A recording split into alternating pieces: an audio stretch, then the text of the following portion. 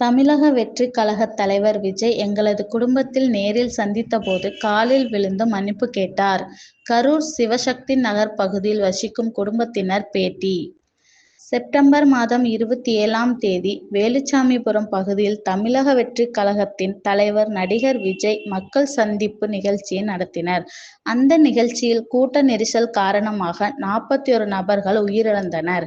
இந்த நிலையில் பல்வேறு கட்சி தலைவர்கள் நேரில் வந்து அவர்கள் இல்லத்திற்கு சென்று ஆறுதல் கூறிய நிலையில் தமிழக வெற்றிக் கழக தலைவர் நடிகர் விஜய் கரூர் வந்து பாதிக்கப்பட்ட குடும்பத்தினரை சந்தித்து நேரில் ஆறுதல் கூற ஏற்பாடுகள் நடைபெற்றது.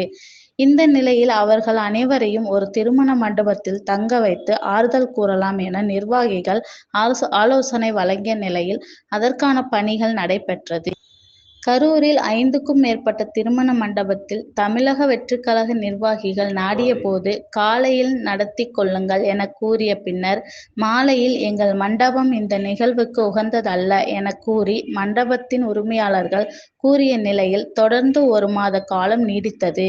அதைத் தொடர்ந்து நேற்று தமிழக வெற்றிக் கழகத்தின் தலைவர் நடிகர் விஜய் சென்னையில் உள்ள மாமல்லபுரம் பகுதியில் உள்ள தனியார் சொகுசு விடுதியில் பாதிக்கப்பட்ட குடும்பத்தினரை சந்திக்க திட்டமிட்டிருப்பதாக தகவல் வெளியாகி நேற்று முன்தினம் மதியம் 5 சொகுசு பேருந்துகளில் 30க்கும் மேற்பட்ட குடும்பத்தினரை அழைத்துச் சென்றனர்.